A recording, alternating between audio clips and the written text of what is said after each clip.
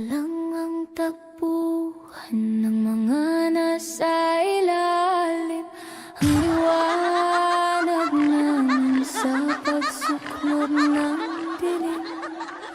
Nagbibigay tsansa sa katulad naming wala ang daungan ng hina. Ay, i-react na lang natin to, no? React natin, ha? React natin. Okay? Okay ba? React natin to, no? Hindi ko pa nare-react to, no? Okay, react natin. Hindi pa natin nare-react to, Umpisahan natin dito. Mami Cheche, sino ba magko-compose dito? Yung nasa likuran ko? Ako! Sinusulat ko yan manually. Alam ng BMB po yan. Sinusulat ko yan manually. Ito po, pakita ko sa inyo. Sinusulat ko po yan dito. Ayan o. Tulad yan. Ito po. Yung sa Barbie. Nagsusulat po talaga ako. Ayan po. Ayan po yung sa Barbie. Asa na si Barbie? Where na you? Sinusulat ko po yan. Tapos ito po. Ito yung Apulakay. Ito po yung sa... Ito po, sinusulat ko yan. Tapos yung Barbie na isa.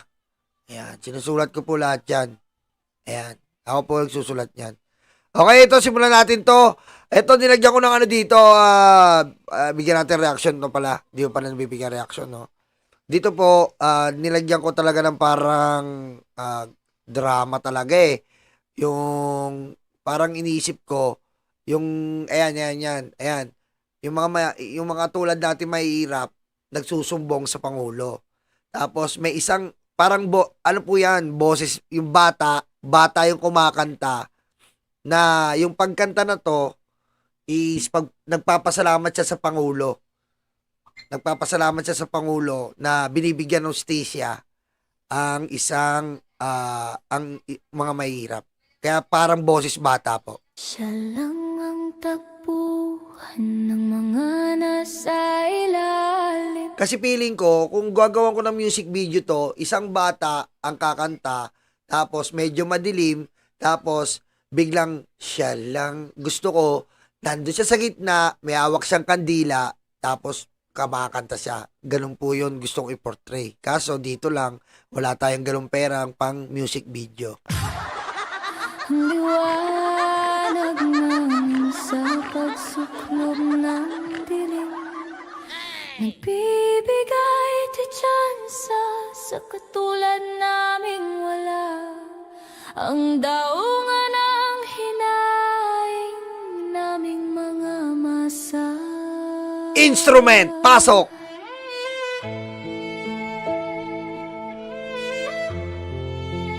Yon, pinasukan ko po ng instrument. Pansin nyo po, mahilig po talaga ako sa violin. Mahilig po ako sa violin. Gaya na sinabi ko sa inyo, pinalaki ako ng lola ko, nagdadasal siya. Nagagandaan kasi ako sa violin. Yung lola ko po, tuwing alas 6, alas 3 ng hapon, nagdadasal po yan. Yung kinukwento ko sa inyo dati, may waga, ang buhay ng tao. Magdadasal siya, tapos malalaki po yung santo niya. Namulat ako dun Kaya may alam po ako sa music. Maliit pa lang ako. Tapos sabi ko rin po sa inyo, yung tatay ko, ang daming cassette tape. Dahil yung tatay ko nagtrabaho po sa airport. Lahat ng excess baggage po, nauuwi ng tatay ko noon. Kasi mura lang nila nabibili. Hindi na binabalikan ng mga foreigner yon. Lahat ng tape dati, VHS, meron tatay ko yan, Betamax, pinapa-arkila namin yan. Kaya namulat ako sa music. Okay? Ito na po yung Bongbong Part 2. Yung una natin Bongbong, maraming salamat na pansin ng Pangulo. Ito naman po, alay ko lang po ito sa SONA at bilang na rin pagpapasalamat sa nakikita kong pagbibigay hustisya ng Pangulo sa mga maliliit. Okay?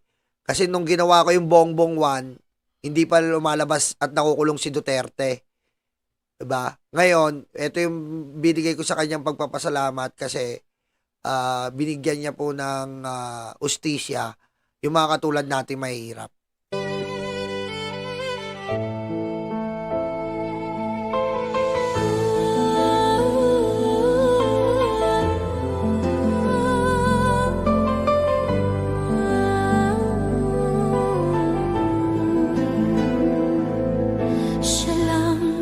ang takbuhan Ayan po, nababasa nyo na mga matatanda. Nababasa nyo na, laki na yan ha. Okay, nababasa nyo na ha. ng mga nasa ilalim. Siya ang nasa takbuhan ng mga nasa ilalim, katulad natin mahihirap. Siya lang po ang nagiging takbuhan dahil siya po nagbibigay hustisya. 30,000 EJK, Digong ICC. Sa bungero, siya rin po. Yung pagpunta niya lahat sa mga eskwelahan, lahat talaga, Bongbong Marcos. Ang liwanag namin sa pagsuklob ng dilim. Pagsuklob ng dilim, kapag, kumbaga sa sinakluban ng kumot, di ba madilim? Si Bongbong yung nagliliwanag sa sitwasyon ng kadiliman natin ngayon. Siya yung nagbibigay liwanag na sinasabi sa atin may pag-asa. Nagbibigay di tsansa sa katulad naming wala. Ang daungan ng hinaing naming mga masa. Ang daungan ng inaing, ibig sabihin po niyan, daungan ng inaing, ibig sabihin, parang barko, pag dumaong yan, merong Bongbong Marcos na pwede mong paglabasan ng hinaing. Yun po yun. Bongbong, ikaw ang tumatayong pag-asa ng mga taong inabuso at walang hustisya. Yan po, totoo naman po yan eh. Dito po sa panahon ni Pangulong Bongbong, nagkaroon tayo ng pag-asa na meron pang hustisya para sa mga taong inabuso. Napakasimple na salita, madaling intindihin, at alam nyo naman yon. Hindi ka natatakot, sino man makaharap. Okay, di natakot sino ang makaharap. China, Kibuloy, Duterte. Kahit sino iharap mo, hindi siya natatakot. China, Kibuloy, Duterte, kahit sino ka. Basta nilapastangan mo ang Pilipino, haharapin ka ni Bongbong. Yan ang presidente naming mahihirap. Totoo. Presidente na manghihirap. Sino pa ba? Siyempre, yung nagre-representa sa mahihirap. Paano niya nirepresenta? Hindi po ibig sabihin na ikaw ay tumutulong, hindi po ibig sabihin na ang pagre-representa ay isa ka lang presidente. Pag nirepresenta mo ang mahihirap, binibigyan mo sila ng karampatang hustisya. Katulad niyan, nirepresenta niya ang mahihirap dahil mahihirap po ang tinamaan ng EJK. Mahihirap po ang tinamaan ni Kibuloy. Mahihirap po ang tinatamaan ng China ng mga mangingisda. Di ba? Siya ang presidente na mahihirap dahil ang pinaninindigan niya ay ang kahirapan na huwag niyong apihin. Bongbong yun. Bongbong, ikaw ang tumatayong pag-asa ng mga taong inabuso at walang hustisya. Hindi ka natatakot, sino man makaharap. Yan ang presidente naming mahihirap. Mahiya naman kayo, masyado kayong abusado. Di ba? Yan yung title, mahiya naman kayo. Ininterpret ko yung sinabi ni Pangulong Bongbong.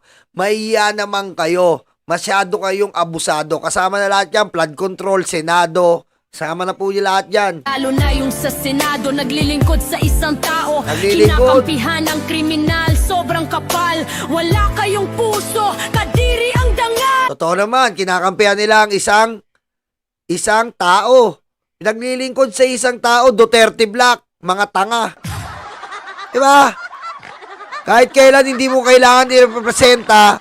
Kaya nga, sa House, nakita nyo ba, meron bang Marcos Black? Meron ba tayo? Marcos Black sa House? Wala. Wala tayong Marcos Black.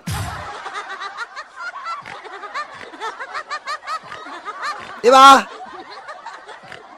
Dahil sila ay represented ng taong House of Representatives. Sa Senado, kapal ng muka. Duterte Black. Sino kinukupal nyo?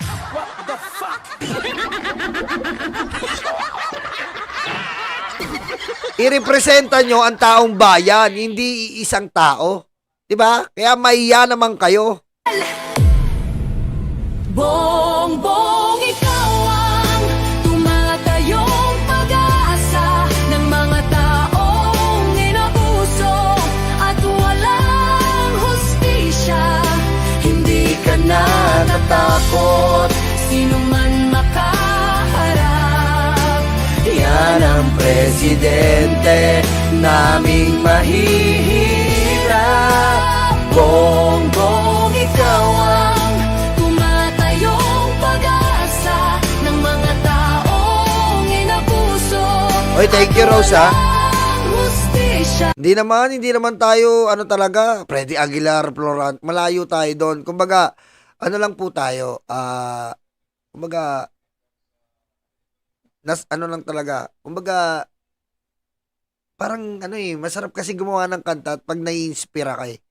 Eto po, nai-inspira talaga tayo sa mga nangyayari sa ating bayan na, alam mo yun, nabibigyan ng hustisya yung kagaya natin.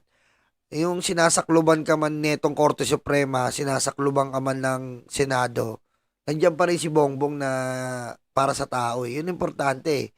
Kasi wala na, yung Senado walang nagawa nung nakulong si Digong eh. Siya pa rin talaga eh. Siya rin talaga eh. Di ba? Hindi ka natatakot, sino man makaharap. Yan ang presidente naming mahihirap. Ano ka namang mangyayari? Eto naman, ako na to, parang, hindi na to yung, ako na to, yung para sa sarili ko, at para sa atin, tayo, mga karayuma. Kahit anong mangyari, ikaw ay sasamahan, di ba? Tayo, kahit anong mangyari, sasamahan. Yung yapak niya susundan, di ba? Ikaw ay sasamahan, mga yapak mo aming palagiang susundan. Taong bayan minahal at hindi mo iniwan.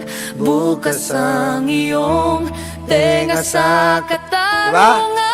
Yun yung importante, bukas ang tenga sa katarungan dahil sa 6 na taon, wala pong katarungan nangyari sa Duterte. Dito po bukas, nabuksan ng kaso ng Sabongero, nabuksan ng kaso ng EJK, nabuksan ng kaso ng Pogo, nabuksan ng kaso ng, marami pang iba nabuksan na kaso.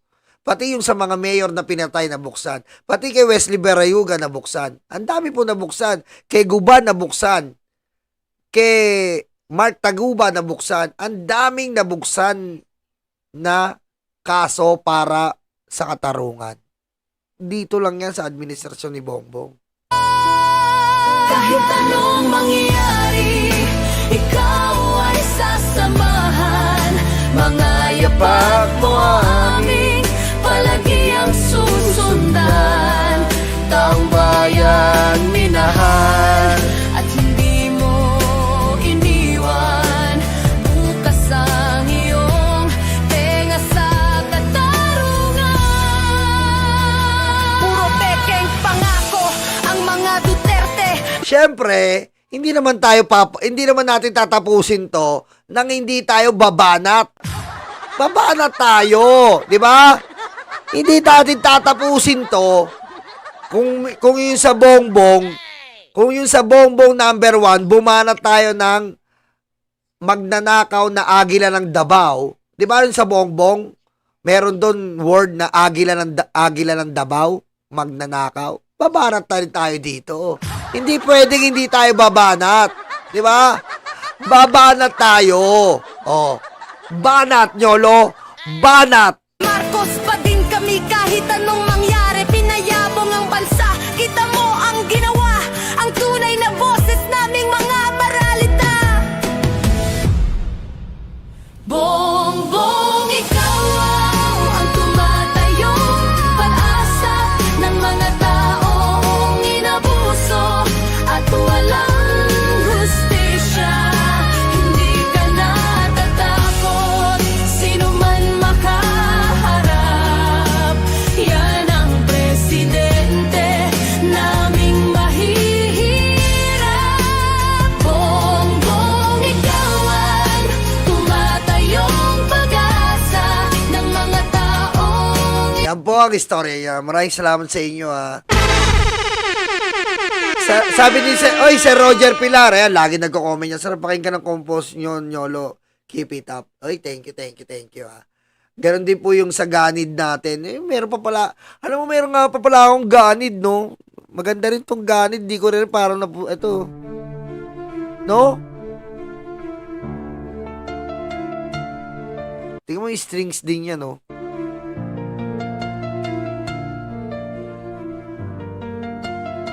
Ayan, no? Ay, ibig sabihin po niyan, hindi nyo napansin yan, eh. Ibig sabihin, Marcos, i-delete. Ayan po yun. Pag gumagawa kasi ako ng video, ayan, no? Si Marcos, i-delete. Ayan yun, eh.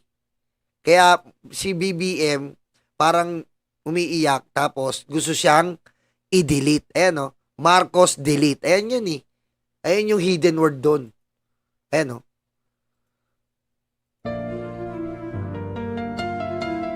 Delete. Natuto na naman kayo, Natuto na naman kayo. Natuto na naman kayo, Tahimik ang umaga, ngunit may usok sa paligid. Diba? Sa tahimik na umaga, pero may umuusok sa paligid. May umuusok na, Mga bulong-bulongan, kitang-kita ang gilagid. Kapag bumubulong ka, pag kitang-kita yung gilagid, EDR natutuwa, EDR galit na galit. Yan po yun.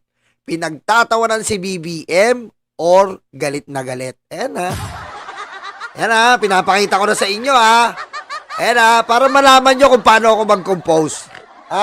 Para malaman nyo kung paano ako mag-compose. Total, pahinga muna tayo dyan sa impeachment. Wala pang motion for reconsideration. Ito muna. Panggap na bayani. Panggap na bayani. Alam nyo na yan. Nagpapanggap bayani itong hayop na to. Diba? Nagpapanggap na bayani. Panggap na bayani. Tahimik ang daan. Tahimik daw ang daan nung umupo sila. Tahimik daw ang Davao. Tahimik daw nung administrasyon niya. Diba? Diba? Pero lagim ang iniwan, kinasta ang bayan. Pero lagim ang iniwan. Diba? Peke, budol. Kinasta ang bayan. Diba? Alam mo yung kinasta yung bayan? Ibig sabihin po, ni-rape. Ni-rape po ang ating bayan. Kapag ni-rape, alam nyo, respeto sa mga na-rape. Pero pag ni-rape po, ibig sabihin po noon, winalangya. Respeto po sa mga na-rape, pero ini-elaborate ko lang po to. Winalangya ang bayan.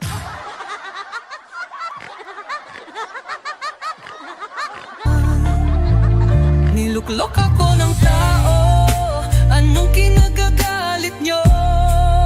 Diba? Niluklok ng tao si BBM, anong kinagagalit nyo? Diba? Anong kinagagalit nyo? Diba? Hintayin nyo matapos. Gagawin nyo lang sintonado, bayang itinono ko. Diba? Gagawin lang sintonado yung bayan tinono. Diba?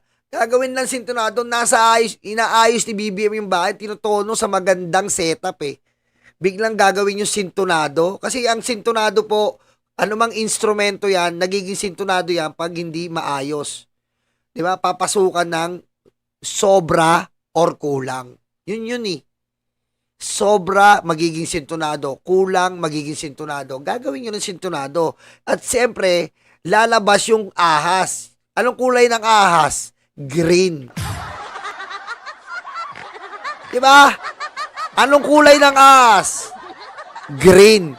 Kaya pinalabas natin ang ahas. Green.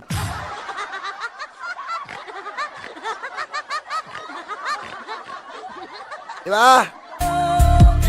Mahal ka niya sa harapan, saksak sa talikuran, mga uwad, mga anay. Anay kitang-kita nyo naman, mukha pa lang, anay na. What the fuck? Diba? Diba? Kita-kita mo si BBM, tinatanaw siya, anay pala to. At syempre, Ganit sa kapang ganit po talaga Tapos ka na Hayaan mo yung administrasyon. 'Di ba? Hayaan mo yung administrasyon na gawin niya yung nararapat niyang tungkulin. Hindi yung ganid ka. Ang daming lumabas na gusto nilang patalsikin. Oh. Yarihan. Oh, ayan no. Hindi ka napansin yan. 365 new days, 365 new chances. Ano ibig sabihin yan? Oh, kahit anong gawin nyo, buong taon, oh, marami kayong pagkakataon, tablado. Ayan no. Gumagawa ng kwento. Parang pelikula sa gabi. Diba? Pag gumagawa ka ng kwento, parang pelikula sa gabi. Wala ka ng oras. Diba? Ang mga pelikula sa gabi, pag wala ka ng oras, pudpuran yan, overtime. Gumagawa na ng kwento, pinipilit. Ibig ko po sabihin yan, pinipilit nilang gawan ng kwento. Ayan o. Tita nyo yan. Ayan yung anay o. Oh, nakita nyo yung anay kasama ni BBM. Tinuring mong kakampi, mga hindi mapakali. Ayan o, hindi mapangkali o. Tinuring mong kakampi, kapatid, hayop, baba, la. Diba? Dapat nga may lalagay pa ako dyan eh. Dapat may lalagay ako dyan eh. Dapat may lalagay ako eh. Baba, la. Diba? Kapag yung baba, nilagyan mo ng la, delikado. Diba? Baba, la. Ayan o. Babala. Ano bang meron dito sa kinatatayuan ko? Diba? Ano bang meron dito sa presidente na kinatatayuan ni BBM? Uhaw sa kapangyarihan. Ayan o. Uhaw sa kapangyarihan. Saktong-sakto, di ba? O, kitang-kita nyo. Umiyak ang dalawang loko. Nakatingin sa'yo. Uhaw sa kapangyarihan. Nakatingin sa'yo. Alam nyo na kung sino yun. Niluklok ako ng tao. Anong kinagagalit nyo? Gagawin nyo lang sintonado. Bayang itinono ko. Mahal ka niya sa harapan, saksak sa talikuran. Mga uod, mga anay, gani Sa kapangyarihan. Ayan na po. Eto po. All about, ayan. Ayan po. Nagpapalabas sila ng fake news. Ibig sabihin niyan po, yan. Naglalathala ng fake news. Naglalathala, dyaryo, naglalathala ng fake news. Ayan o. Social media. Ayan o. Ibig sabihin po nito, ayan na, ibig sabihin po niya, may meaning yan. Binubulag ang mata, binubulag po nila yung mata sa social media.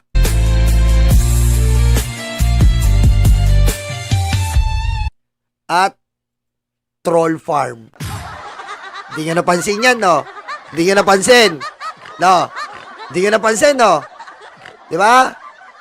Una, dyaryo, nagpapayag ng fake news, binubulag ang mata sa social media. Troll farm. Hindi nyo napansin. Nood lang kayo ng nood eh. Pansinin nyo. Hindi nyo napansin eh. Pansinin nyo yung mga ganon. Niluklok ako ng tao. Anong kinagagalit nyo? Gagawin nyo lang sintonado. Bayang itinono ko. Mahal ka niya sa harapan, saksak sa talikuran. Mga uod, mga anay, ganit sa kapangyarihan. Kailan ka hihinto? Kailan kayo hinto, digong? Kapag duguan na ang mga yapak Kapag duguan na ang mga yapak mo, digong. mo. Kapag kahit sarili mong anino ay umaya. Yan, naging, ayan na. Ayan na yung mga tinegi ni Digong. Hinahunting na siya ng kanyang kawalangyaan. Ayan, no? Hinahunting na siya. Una sa'yo. Pasok! Niluklok ako ng tao, anong ginagagalit nyo? Gagawin nyo lang sintonado, bayang itinono ko. Mahal ka niya sa harapan, saksak sa talikuran, mga uod, mga anay. Galing sa kapangyarihan, ako ay nakaupo. Ibig sabihin nito, ito po dito, ibig sabihin, ito yung pinaglilingkuran ni BBM. Pero hindi para sa inyo. Diba? Mahihirap, homeless and hungry, Bangkito man kabataan. ituring pero mas mabuti. Bangkito man ituring pero mas mabuti na ito kasi tinatawag nila na pusa, hindi tigre. So, binaligtad ko yon na kung may bangko, merong bangkito. Kaya sinabi ko, bangkito man yung ituring, hindi bangko. Bangkito man yung ituring, hindi bangko. Pero mas mabuti na ito, di ba? Na ito, upuan ko'y para sa tao. Dangal ko ay nakatayo. Sila ang taong bayan, tumadaloy sa akin na dugo. Di ba? Sila yung taong bayan na dumadaloy sa aking dugo, di ba? Ang nagpapalakas sa at inspired sa Pangulo ay yung mga taong bayan na mahihirapan talagang in need.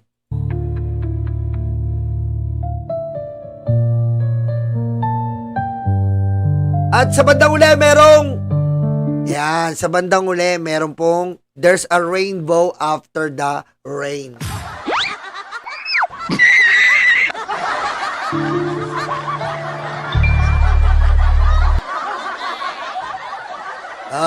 Ayan na.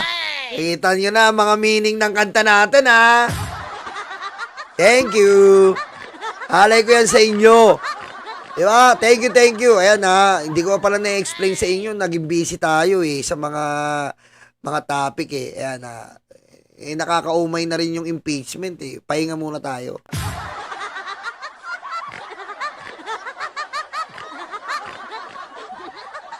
Hoy, Elvira, kahanga-hanga ka, Nyolo. Elvira, Elvira Gutierrez, mayamang pamilya ka, Thank you. Thank you. Ito yung una nun, yung Bongbong Part 2. So, ayan lang. Wala na, na-explain ko na lahat to, Thank you, Elvira. Wala na, no? Ayun lang ang mga na-explain ko na lahat, no? Wala na, oh. Yung mga Barbie, huwag natin explain yan.